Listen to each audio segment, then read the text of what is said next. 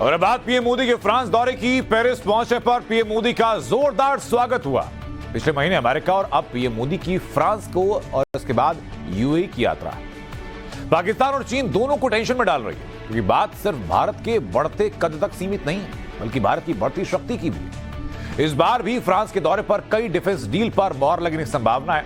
Bastille day parade में अपने दोस्त इमैनुअल मैक्रों के साथ बैठकर जब पीएम मोदी भव्य परेड को देख रहे होंगे, तो भारत और फ्रांस अपने संबंधों के नया खाका किस तरह तैयार कर रहे होंगे, उसकी बानगी दिखाते हैं इस रिपोर्ट के जरिए आपको।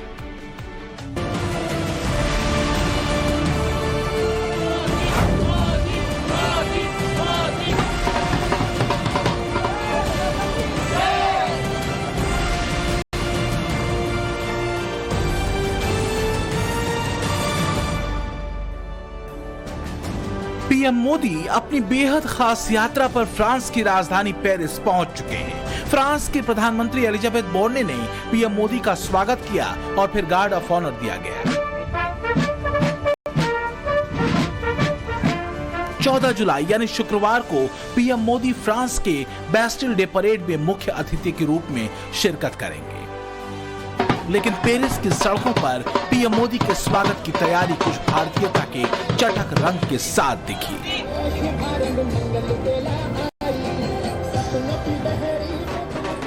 पेरिस में बसे भारतीय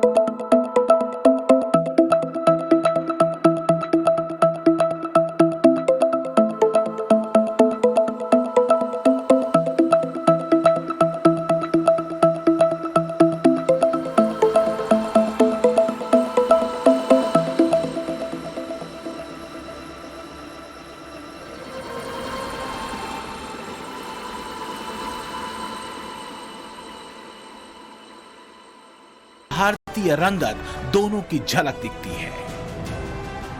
बीते करीब एक दशक में भारत ने अपनी शानदार विदेश नीति से बेहतरीन दोस्त बनाए हैं और यही वजह है कि पीएम मोदी की विदेश यात्राओं ने ग्लोबल ऑर्डर को बदलने और नए ग्लोबल ऑर्डर में भारत की भूमिका को नए सिरे से तय करने के लिए दुनिया को मजबूर किया है। पिछले महीने अमेरिका की राजकीय यात्रा पर पीएम मोदी ने भारत अमेरिका संबंधों को वैश्विक चुनौतियों के मद्देनजर मजबूती दी, तो इस बार यात्रा फ्रांस की है। फ्रांस के बाद पीएम मोदी यूएई के दौरे पर भी जाएंगे। जाहिर है यही वजह है कि दुनिया के सबसे बड़े लोकतांत्रिक देश के बेहद दमदार प्रतिनिधि की विदेश नीति को एक मजबूत कूटनीतिक कदम के तौर पर देखा और सराहा जाता है। बेस्टिल डे परेड में पेरिस का आसमान भारतीय वायुसेना में शामिल फ्रांस में तैयार हुए राफेल फाइटर प्लेन की गर्जना से गूंजेगा। भारत की तीनों सेनाओं का 269 सदस्यीय दल भी इस परेड में भागीदारी करेगा। इस मौके पर फ्रांसीसी जेट विमानों के साथ भारतीय वायुसेना के 3 राफेल लड़ाकू विमान भी फ्लाई पास्ट में शामिल होंगे। हम रफाल्स को फिर से फ्रांस लेकर आए हैं, जो कि ऑलरेडी इसकी कंट्री ऑफ ओरिजिन है, और यहाँ पर हम हमारे ही प्राइम मिनिस्टर जो कि गेस्ट ऑफ ऑनर होंगे बास्टिल डे परेड में, उनकी प्रेजेंस में जो बास्टिल डे का प्रेस्टिजियस बहुत ही एलैबोरेट फ्लाई पास्ट होता है, उसके ऑलमोस्ट ओपनिंग फॉर्मेशंस में है। इतना ही नहीं, भारतीय नौसेना का स्वदेशी युद्धपोत INS Chennai Bastille day parade में शामिल होने के लिए फ्रांस पहुंच चुका है। फ्रांस पहुंचने पर फ्रांसीसी नौसेना ने भारतीय युद्धपोत का स्वागत किया। भारत और फ्रांस बीते 25 सालों से रणनीतिक साझेदार हैं और पिछले करीब एक दशक में यह साझेदारी एक भरोसेमंद दोस्ती में तब्दील हुई है।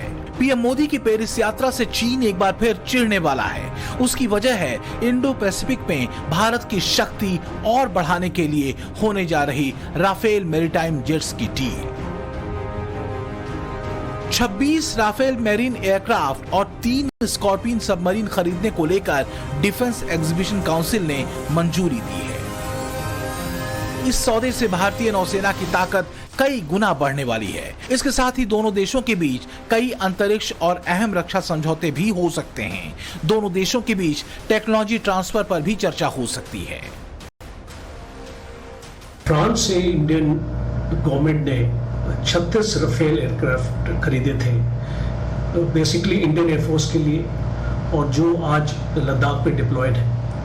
और जो इन काबिलियत इन एयरक्राफ्ट्स में देखी गई है वो शायद ही पूरे इंडियन सब कॉन्टिनेंट में कोई भी देश के पास ऐसे स्टेल्थ एयरक्राफ्ट नहीं। और इसको मद्देनजर देखते हुए इंडियन नेवी की रिक्वायरमेंट INS विक्रांत के लिए आई है कि उनको 26 राफेल M एयरक्राफ्ट चाहिए। Rafale M fighter jet marine region में दुश्मन के लिए सबसे घातक और सटीक टूल माना जाता है। इस लड़ाकू विमान को मैरीटाइम मैन्यूवरिंग के लिए खास तौर से डिजाइन किया गया है। इसे सबसे पहले स्वदेशी एयरक्राफ्ट कैरियर INS विक्रांत पर तैनात किया जा सकता है, जिस पर फिलहाल रूसी MiG-29 तैनात है।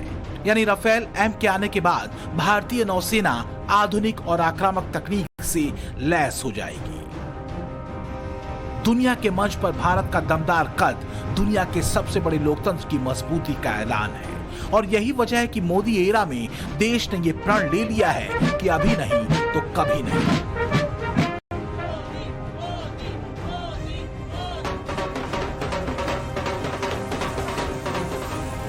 मुद्दा दिलों को जीतने का है।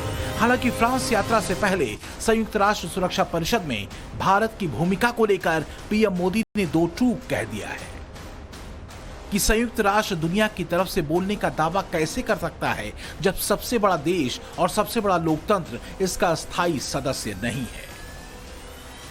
जाहिर है संकेत फ्रांस समेत उन विकसित देशों के लिए है कि मौजूदा दुनिया में भारत के कद और किरदार दोनों का मूल्यांकन फिर से करने की जरूरत है। और अगर ऐसा नहीं हुआ तो भारत अपनी भूमिका खुद लिखेगा। Bureau report, times now, Navbharat. तो मिशन चंद्रयान 3 देश का ही नहीं, दुनिया की निगाहें भारत के इस मिशन पर हैं और होना लाजमी भी है, क्योंकि इस मिशन के पूरा होते ही भारत चंद्रमा के साउथ पोल पर अपना तिरंगा लहराने वाला पहला देश बन जाएगा, अपना झंडा लगाने वाला पहला देश बन जाएगा। इसके पहले तीनों देशों ने चंद्रमा की धरती को छुआ जरूर है, लेकिन चांद के बीच के इलाके में, साउथ पोल में नहीं। लेकिन क्या वो बातें हैं जो चंद्रयान 3 के बारे में आपको जाननी चाहिए, वो आपको इस रिपोर्ट के जरिए हम दिखाते हैं।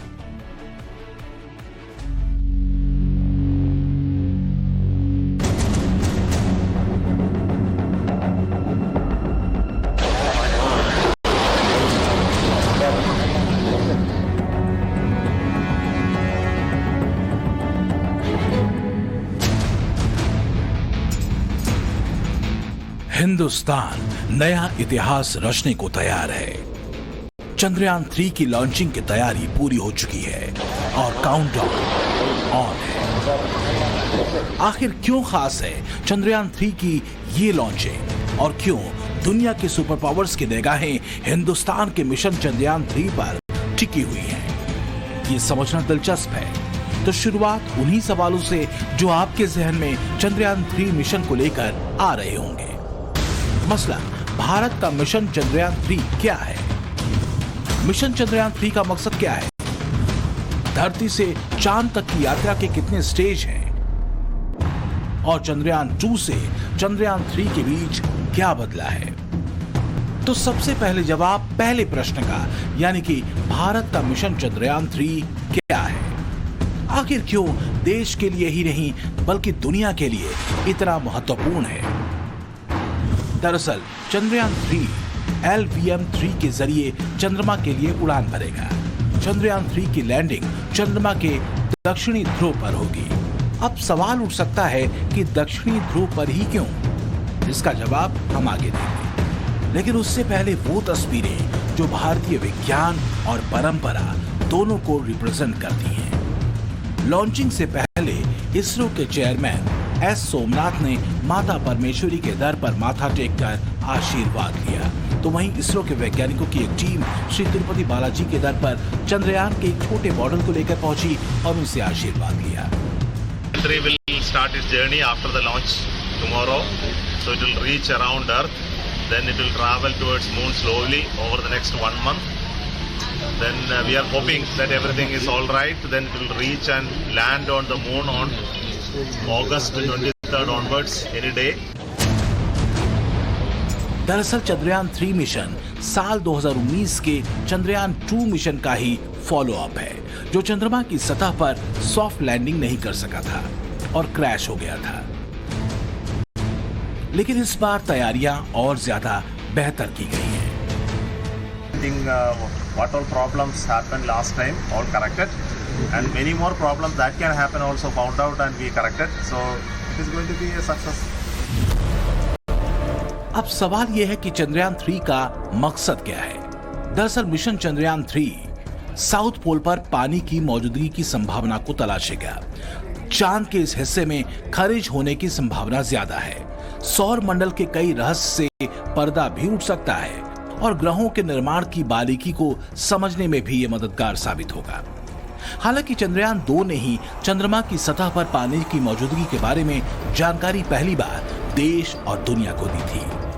And Chandrayaan 2 also found confirmation on water on Moon and also actually liquid water. A lot of science output has come of Chandrayaan 2. Only thing we did not make the soft landing. That's all.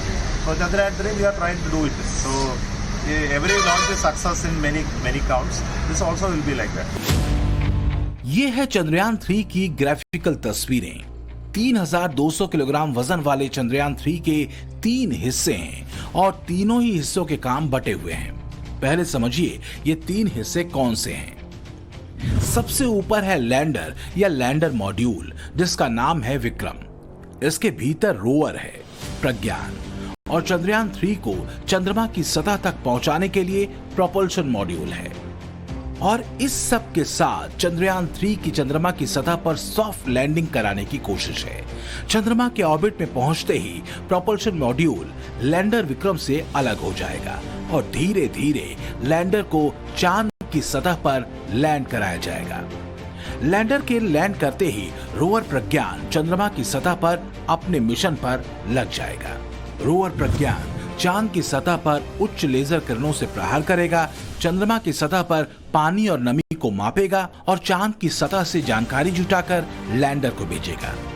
और इसलिए mission Chandrayaan 3 के सफल होने पर भारत की उपलब्धि कई मायनों में खास होगी। भारत दुनिया का इकलौता ऐसा देश बन जाएगा जो चंद्रमा के सुदूर साउथ पोल पर अपने अभियान में विजय हासिल करेगा। बात इतनी भर नहीं है, आखिरी सवाल तो सबसे अहम है, वो ये कि चांद पर पहुंचकर आखिर मिलेगा क्या। तो इससे चंद्रमा, पृथ्वी और ब्रह्मांड की बेहतर समझ मिलेगी। चंद्रमा के साउथ पोल पर लैंडिंग वास्तव में दुनिया को अपनी क्षमता दिखाने का एक मंच है। अरबों डॉलर के अंतरिक्ष बाजार में अपनी मजबूत उपस्थिति को दर्शाना भी हमारा लक्ष्य है। बिना विदेशी सहयोग के भारत अकल्पनीय मुकाम हासिल करने में सक्षम होगा। चंद्रमा पर सॉफ्ट लैंडिंग करने वाला चौथा देश भारत बन जाएगा। आदित्य और गगनयान जैसे मिशन के लिए आत्मविश्वास बढ़ेगा। भारत विश्व में अपने ज्ञान और विज्ञान के प्रखर इतिहास को एक बार फिर दोहरा रहा है। शून्य और अनंत की खोज से आगे अब बात अंतरिक्ष के रहस्यों को उजागर करने की है और चंद्रयान 3 तैयार है।